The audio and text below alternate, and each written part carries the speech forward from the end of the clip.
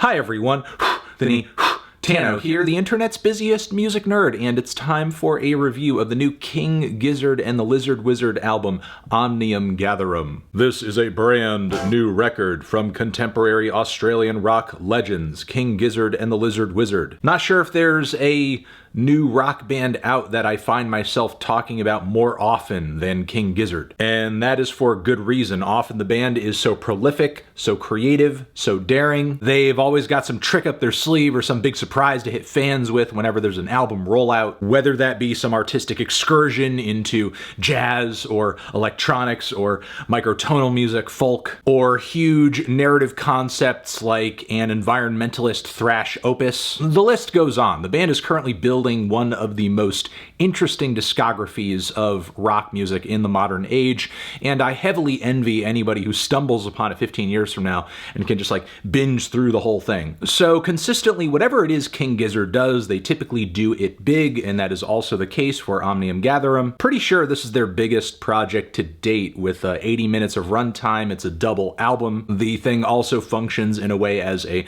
celebration of the full entire band being able to get back together after the lockdowns that kicked off the pandemic. So everyone in this fairly large group was able to come together and write and jam, which makes sense. A complete full band jam is just about the only way that you get a moment like the opening track, The Dripping Tap. This thing is an 18-minute multi-phased psych prog odyssey, which in some ways feels like an extended take on some of the stuff from the band's Nonagon Infinity days. And after this song came out, I kind of wondered if the rest of this project would be as lengthy or jammy or be as much of an exploration of some of the work in the band's past, especially when their sound and style was a bit more singular and hung more in a psychedelic or garage space. And overall, Omnium Gatherum is a revisitation of sorts, but it's actually a touching down on a lot of different things the band has done in the past, even some recent sounds and ideas, which makes Omnium Gatherum less of a new chapter, less of a grand focused statement,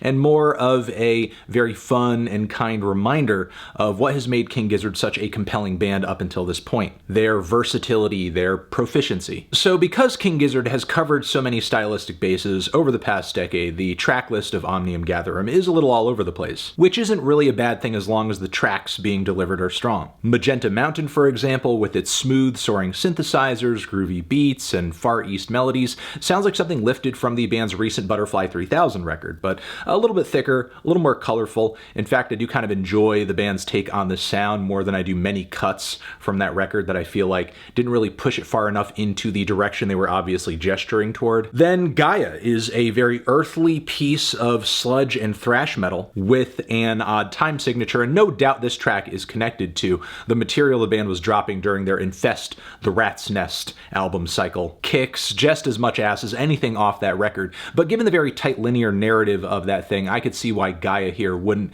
have exactly fit on that project. Still, it is really awesome to be able to hear it here with its gruff vocals, chunky riffs, epic chord changes. There's another solid thrashy cut in the song Predator X, deeper into the track list too. So yeah, there are some familiar vibes on this project and some interesting surprises too. Kepler 22b, for example, features the groovy beats and jazzy piano chord changes that I would expect out of like a Robert Glasper cut or something like that. But instead, the song here with King Gizz is topped with a very light, dreamy vocals and surreal choruses about looking into space, stars in the sky, wanting to be an astronaut. It's cute. It's catchy, it's funky. Then Sadie Sorceress is King Gizard, honest to God, doing a rap track, one of a couple rap tracks on this record actually. But yeah, the heavy rhythms and the thick bass and some of the shouty background vocals on this one remind me of like an old school Beastie Boys song. Even some of the organ licks that pop up here and there remind me of the track What You Want. Then the lyrics of the song are all about this witch and how cool and badass she is, and there's one point where she needs to essentially defend herself against some townspeople, pitchforks at the door and everything. Then the Garden Goblin is essentially a really weird piece of cheeky hypnagogic pop with sequence drums, very goofy vocals, as well as nostalgically dreamy synths. The singing I could pretty much take or leave on this one, but I do have to admit it is fitting for a track about a contemptuous goblin that's pretty much ruining a garden. There are some more highlights to be had here, like the very flirty persistence, likening love and the pursuit of love to driving and Endless Road. Oh, I'm moving too fast, I might crash. And the EVILEST Man is the second longest track on this project at 7 minutes, and in some ways I think it does a better job of justifying its length than even the Dripping Tap does, with the various sections of this track shifting very fluidly from prog to adult-oriented rock, even some chaotic psych. Lyrically, the song has an interesting angle too, talking about the evilest man, essentially being somebody who is poisoning the well societally, creating chaos through misinformation. At a few points, the band even employs a Rupert Murdoch of Fox inspired term, Murdochian, while also talking about just generally all the misinformation being around everywhere, not being able to believe what you read. There's a strong ending instrumentally on this track as well, with all these screaming, twisted solos. So yeah, there are a lot of very good and thoughtful cuts in the midst of this track list, but in my opinion, I think much of the inspiration does tend to trail off in the second half, which is kind of a big problem when you're talking about a double album. The track Blame It on the Weather, for example, I do like the transition the song makes from the previous track, but the falsetto hook on this song is absolutely obnoxious. When we do get group vocals kind of swapping out with that, they are really sloppy. Much of the track just kind of sounds like South Park's Mr. Hanky singing to me. There's also the chill Latin dad jazz of Presumptuous, which I guess is okay, it's passable. It kind of feels like I'm just hanging out in a zesty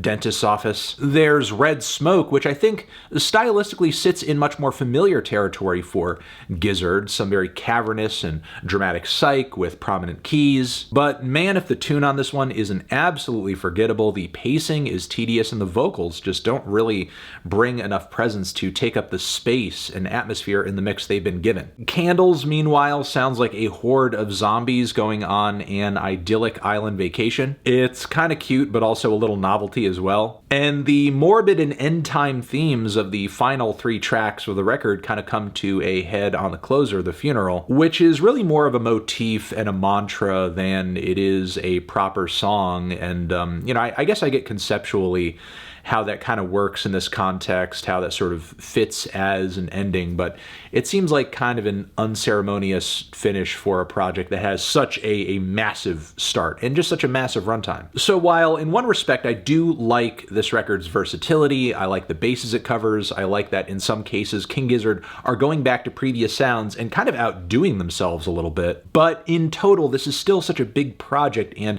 I didn't find the full crop of songs to be as fire from front to back as I hoped it would be. Still, I do think this project is a must for Gizz fans. It's likable, it's worth listening to. There's at the very least a normal album's worth of highlights on here given just the sheer size of this thing. And also on top of it, even though this isn't one of my favorite Gizz albums, it's not like the band is kind of, you know, going in a different direction and seeing it blow up in their face or anything like that. It just kind of seems like, again, they're returning to stuff that's worked for them in the past, and we're getting varying degrees of success here and there. See it in a way as maybe a large, fun retrospective before we move on to another idea, another concept, another thing. I'm feeling a strong 6 to a light 7 on this one. Transition, have you given this record a listen? Did you love it? Did you hate it? What would you rate it? You're the best, you're the best. What should I review next? Hit the like if you like, please subscribe and please don't cry. Hit the bell as well. Over here next to my head is another video that you can check out. Hit that up or the link to subscribe to the channel.